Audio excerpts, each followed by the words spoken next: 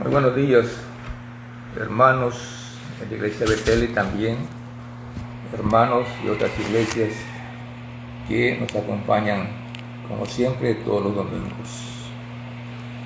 Y además, nuestro agradecimiento también a nuestros familiares, amistades, amigos.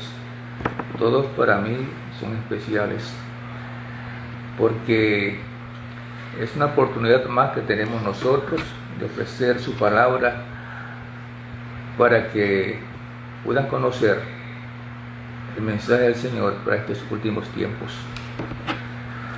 Yo tengo esta mañana un mensaje que he titulado La victoria al creyente en la escuela del sufrimiento.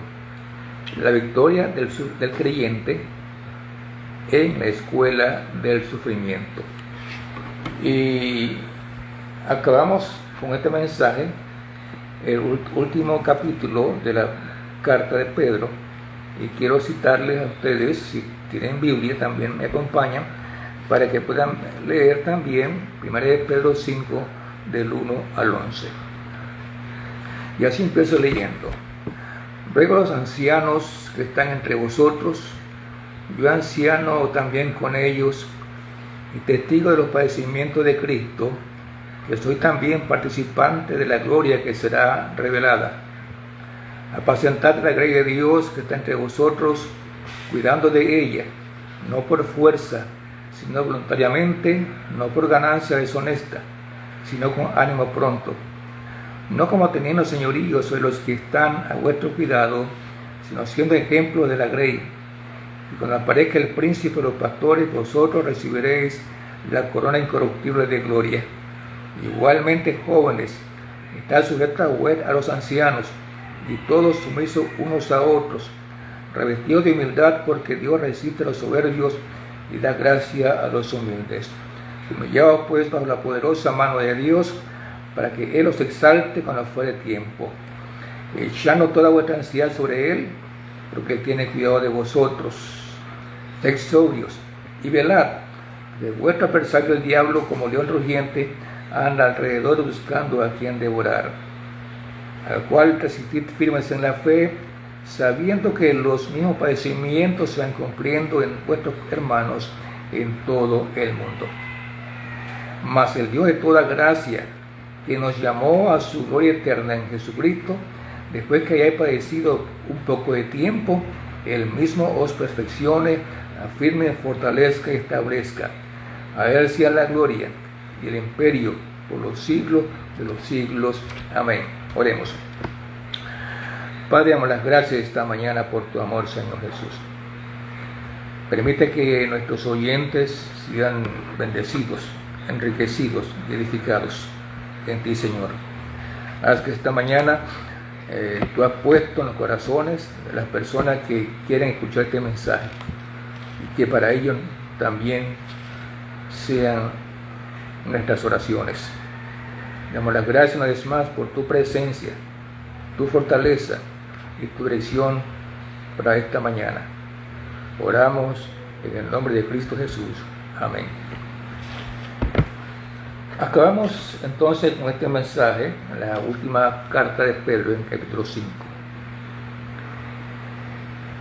La vida del creyente es una vida de victoria, aunque a veces pensamos que es de derrota. Cada uno está escribiendo su propia historia.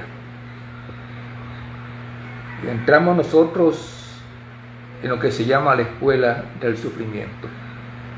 Jesús fue el maestro en la escuela con sus discípulos. Pero cada persona está haciendo su narrativa de su vida, para bien o para mal. Está la escuela también de la maldad. En esa escuela la gente aprende a ser más y más mal que nunca. Yo recuerdo cuando estaba pequeño una radio a la 1 de la tarde que se llamaba los sucesos que acontecían en Panamá. Sí, el programa se llamaba Justicia. Y siempre recuerdo un nombre, John Peter Williams, un suceso que en Panamá era la historia de un muchacho que robaba para ayudar a los pobres.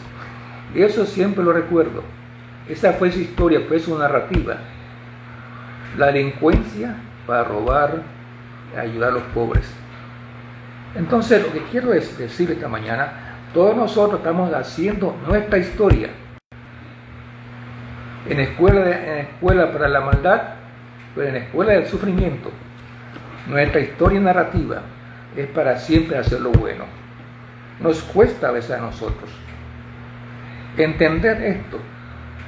Porque en la escuela del sufrimiento, dice el apóstol Pedro, hay siempre que hacer lo bueno. Por eso su consejo siempre es, ¿cuál consejo nos deja él? Hay que dejar toda malicia, todo engaño, toda hipocresía, toda envidia. Eso es lo que él nos aconseja a nosotros, no devolviendo mal por mal. Entonces, esta mañana quiero empezar con lo que dice Pedro en su carta, en sus primeros versículos. En toda escuela hay maestros. Mi esposa es maestra. Hay alumnos también. Y en la escuela del sufrimiento, Dios ha preparado a sus siervos para ofrecer el mensaje para esos tiempos. En la escuela entonces del sufrimiento hay líderes que deben estar preparados para servir al Señor en todo tiempo y en todo momento. Por eso dice Pedro en versículo 1, ruego a los ancianos que están entre vosotros, y yo anciano también con ellos, y testigo de los padecimientos de Cristo, que soy también participante de la gloria que será revelada, apacentar la grey de Dios que está entre vosotros, cuidando de ella, no por fuerza. Entonces, aquí encontramos nosotros tres palabras muy importantes. Tres palabras que representan una persona. O sea, tres oficios que representan una persona. Y es la palabra anciano, la palabra obispo, la palabra pastor. Aquí se menciona la palabra anciano. El anciano era una persona, era un líder, con sabiduría y con madurez espiritual. Ahí viene la palabra presbítero, la palabra obispo. Pedro dice también en 1 Pedro 2:25, porque vosotros erais como ovejas descarriadas, pero ahora habéis vuelto al pastor y obispo de vuestras almas. Aquí Pedro menciona la otra oficio de obispo. La palabra griega es episcopos. Es el oficio de atender o vigilar al rebaño, sobreveedores. Pero también la palabra pastor, aquí dice Pedro, era para apacentar la grey de Dios que está entre vosotros, cuidando de ella. Entonces, encontramos nosotros que en aquellos tiempos habían ancianos, habían obispos y pastor. Eran tres oficios, una sola persona. Entonces, por eso en 1 Pedro 3:1, ahí están los deberes del pastor o el obispo. Y Pedro está hablando aquí del servicio, entonces, de estos tres oficios. Tres funciones con solo liderazgo. El anciano eran los líderes pastorales. Merecían el respeto por su madurez espiritual. El obispo era igual también. El obispo era para vigilar el rebaño y apacentar el rebaño y cuidar de ella como pastor. A esta persona Pablo le da un consejo para ellos. Yo también anciano y testigo de los padecimientos de Cristo. Pedro, la fuerza del mensaje de Pedro era que era un testigo de los sufrimientos de Jesucristo. Tal vez Pedro no estuvo al pie de la cruz. Hay un versículo en Lucas 23:28 que muchas mujeres y amigos de Jesús estaban de lejos mirando la muerte de Jesús. Por eso Pedro estuvo con Jesús en el huerto de Getsemaní, estuvo con Jesús en el momento de la aprehensión. Pero hay un pasaje también que mencionamos también en Lucas 23:49, dice Jesús, hablando a sus discípulos: pero todos también estaban presentes en el sufrimiento de Cristo Jesús. Lucas 22:28 dice: pero vosotros sois los que habéis permanecido conmigo en mis pruebas. ¿Quiénes son los vosotros, los discípulos? Han permanecido conmigo en mis pruebas, o sea, en sus sufrimientos. O sea, eran testigos de los sufrimientos de Cristo Jesús. Por eso, Primera de Pedro es un mensaje para nosotros. Y algo más interesante, Pedro dice que el que decía obispado, dice Pablo, el que decía obispado, buena obra desea. Por eso el obispo, el pastor, tienen que padecer y pasar por la escuela del sufrimiento. En 1 de Pedro 4:13 dice el texto: sino gozaos por cuanto sois participantes de los padecimientos de Cristo, para que también en la revelación de su gloria os gocéis con gran alegría. El que desea el oficio de anciano, obispo, pastor, buena obra desea. Pero Dios prepara a estos pastores antes de su llamamiento, en el tiempo de su llamamiento y después de su llamamiento. O sea, que los pastores siempre están en la escuela del sufrimiento.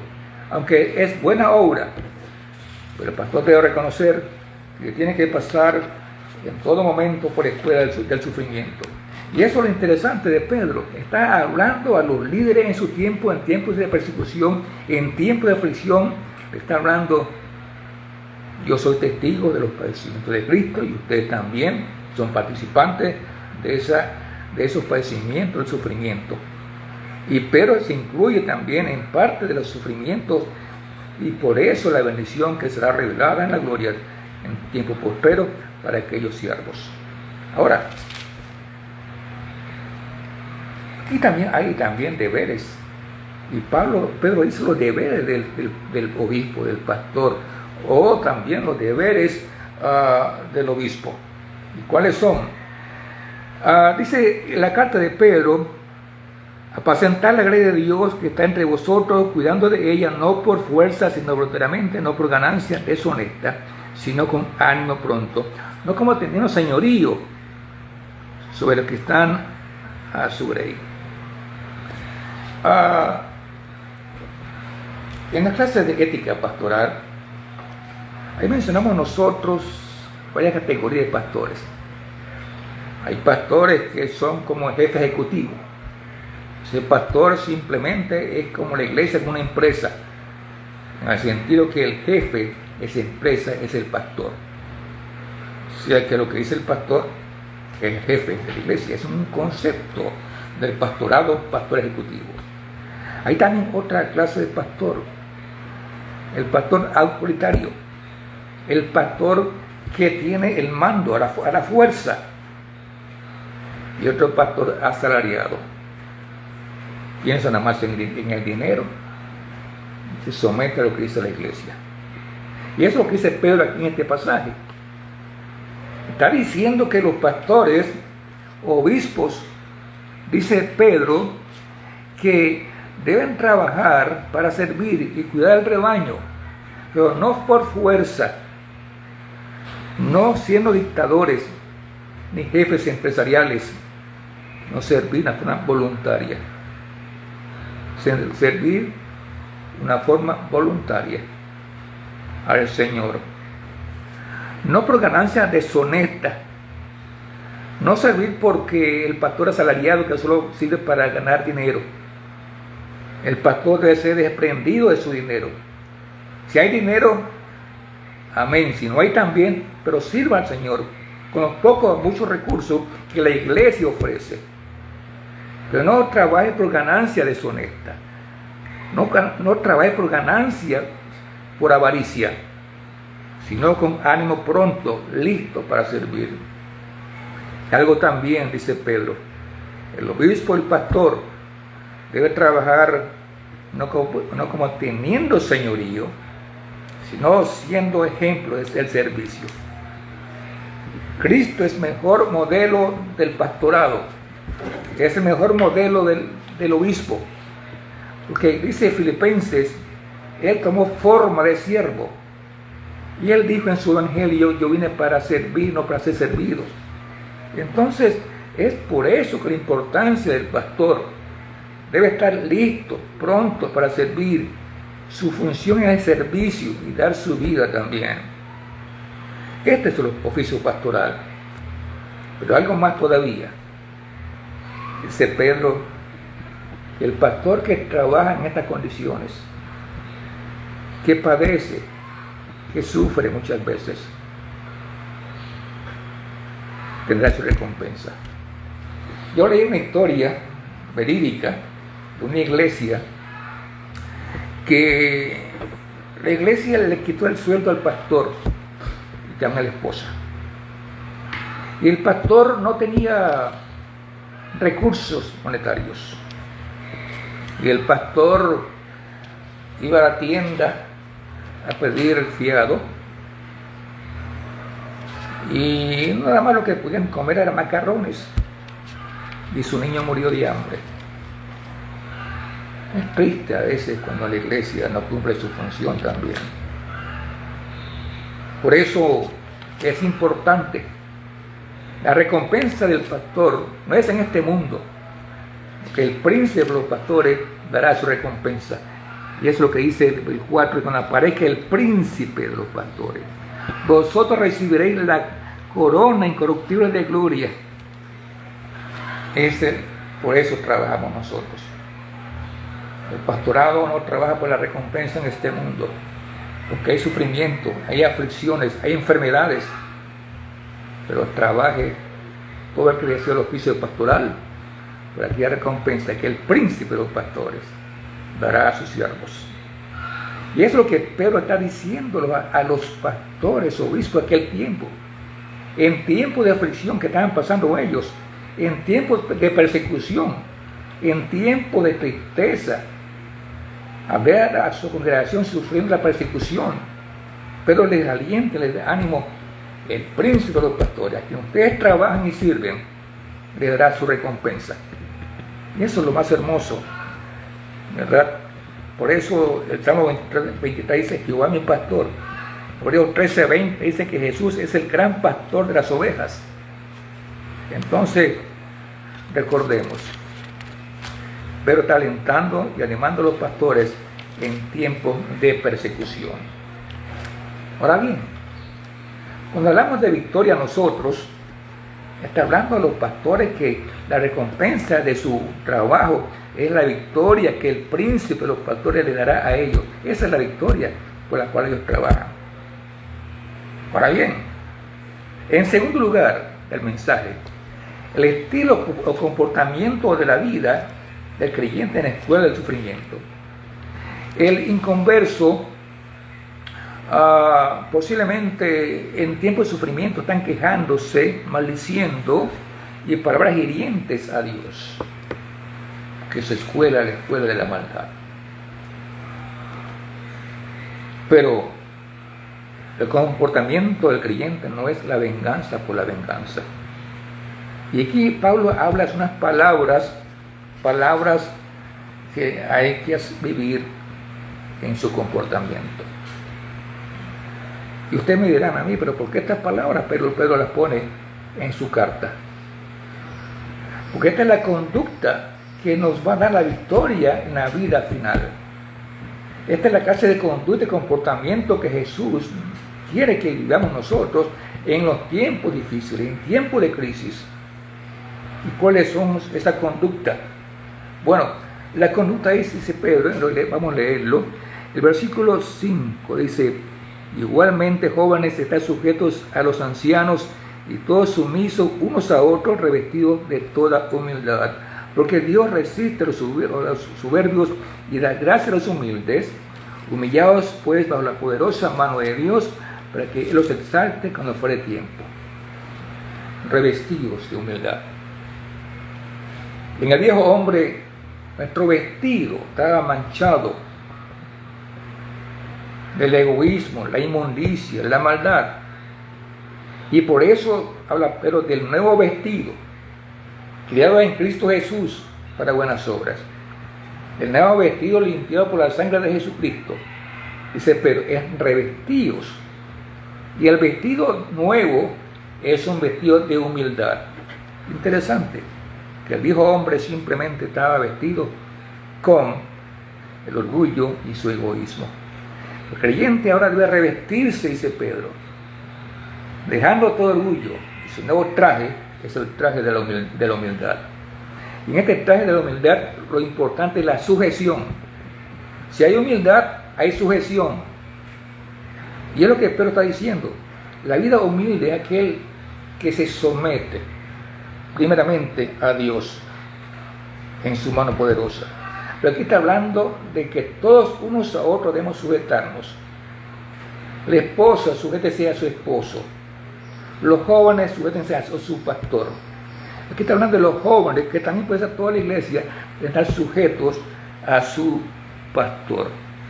Por eso es importante la carta de Hebreos. Hebreos dice, obedeced a vuestros pastores. Pero esta palabra obediencia como que suena mal, esa obediencia de la iglesia a los pastores. Es simplemente, muchos dicen que la palabra correcta es servir, servicio, no obedecer. Porque el servicio es algo obligado. Pero la palabra servir, muchos comentaristas dicen, la iglesia debe siempre servir junto a su pastor en la viña del Señor. Por eso, cuando hay humildad, también Pedro dice, humillado bajo la poderosa mano de Dios. Y aquí está Pedro planteando el argumento de toda su carta. Hay sufrimiento, hay aflicción, hay tristeza, hay luto, hay llanto, porque eran tiempos de persecución. Ya se avecinaba la persecución más horrorosa que el imperio romano, que era estar bajo el emperador Nerón.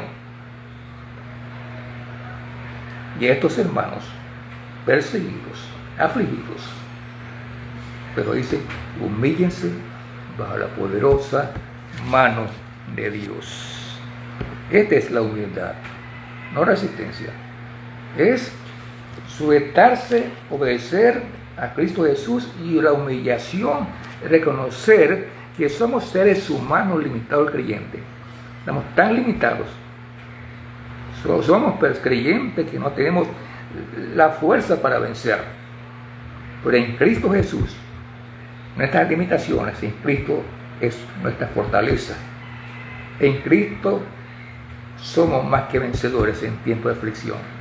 Por eso entonces hay que humillarse bajo no cualquier mano, pero dice la poderosa mano de Dios. Esto es la humillación y la grandeza del creyente. Los soberbios, dice el texto, los soberbios resisten a Dios, pero Dios da gracia a los humildes. Es interesante ser humilde. ¿De qué sirve la soberbia y el orgullo? Es simplemente una vanidad de vanidades. La segunda palabra que él usa para tiempos de sufrimiento en esta escuela de la vida del creyente es la ansiedad. Dice Pedro, echando toda vuestra ansiedad sobre él, porque él tiene cuidado de vosotros.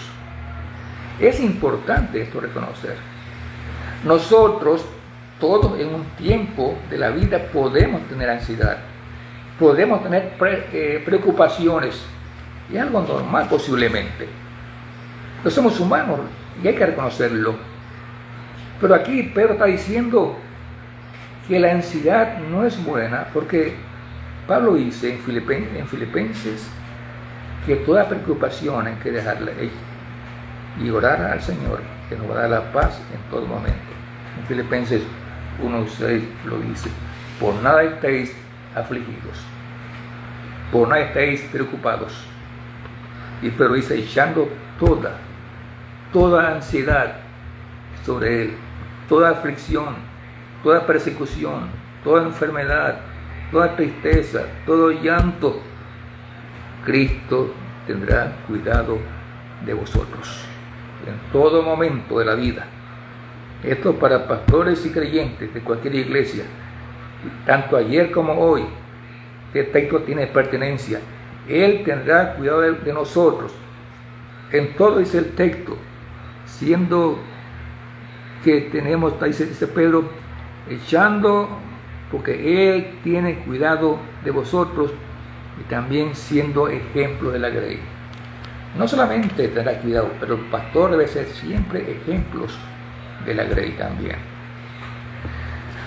Otra palabra también interesante es ser sobrios y velad, porque vuestro adversario, el diablo, como león rugiente, anda alrededor buscando a quien devorar, el cual resistid firme en la fe, sabiendo que los mismos padecimientos se van cumpliendo en todo el mundo. Ahora, aquí habla de resistencia. ¿Contra quién? Contra Satanás.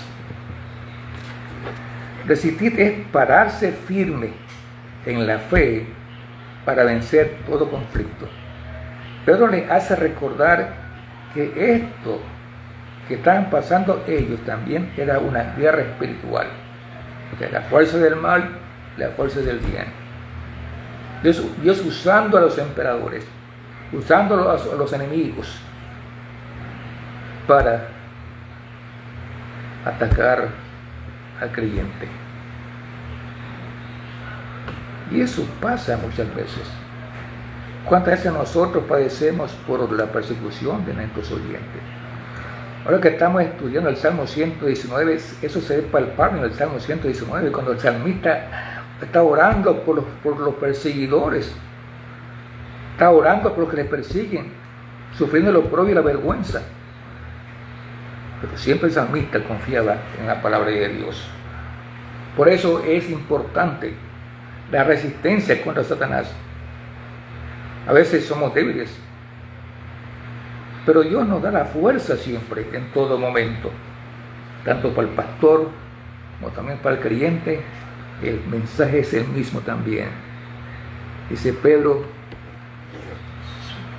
resistir también, y ser sobrio también. Sobrio es tenga calma, dice, ser sobrios, y velar también. Sobrio es mantener la calma, ser un dominio propio para mantener la calma en tiempo de persecución, velando, porque hay un adversario que anda como un león rugiente buscando a quien devorar. Esa figura de Satanás, nuestro adversario, desea que la iglesia, el pastor, la congregación esté tan débil que se aprovecha como el león rugiente que buscando a su presa cuando se encuentra debilitada. La tentación a Jesús vino en ese momento cuando Jesús estaba tan débil,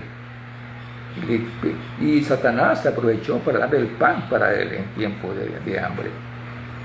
Acordémonos, resistencia contra Satanás, velando contra Satanás, porque anda buscando a quien devorar. Y es lo que Pedro dice: en esta guerra espiritual, solo Cristo es el vencedor. Ahora, yo quiero que pensemos en esto nosotros. Cuando habla de resistir firme en la fe, algo más dice Pedro: sabiendo que los padecimientos se van cumpliendo en todo el mundo. Y por eso habla de resistencia en la fe. Pero una fe completa, una fe robusta, ¿okay? Una fe poderosa, una fe que pueda vencer con Jesucristo todos los ataques del maligno. Pero más que todo, hermanos, más que todo, cuando yo puse el mensaje esta mañana, la victoria del creyente en la escuela del sufrimiento, es que al final del texto, todo el texto habla de la victoria, que es la victoria en la vida, el comportamiento. Todo el texto está hablando de los pastores obispos, cómo cuidar de esa iglesia en tiempos de persecución, de aflicción, y recordándole que el príncipe, los pastores, le va a dar a ellos su galardón, una herencia incorruptible. Pero ahora el mensaje más claro de esa victoria final. Porque dice el texto, versículo 10, mas el Dios de toda gracia que nos llamó a su gloria eterna en Jesucristo, después que hayáis padecido un poco de tiempo, Él mismo os perfeccione, afirme, fortalezca y establezca. O sea que el sufrimiento es para perfeccionar al creyente. ¿Qué es esto de perfeccionar? En el griego, la perfección significa reparación de un hueso quebrado o reparación de las redes al pescador.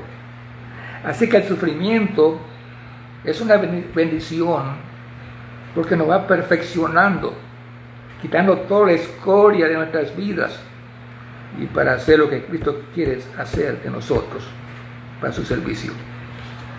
En un sentido, la perfección nos hará creyentes más completos en Cristo Jesús. Y eso es lo que dice Efesios 14:13, que la meta del creyente, la meta del perfeccionamiento, ¿cuál es la meta?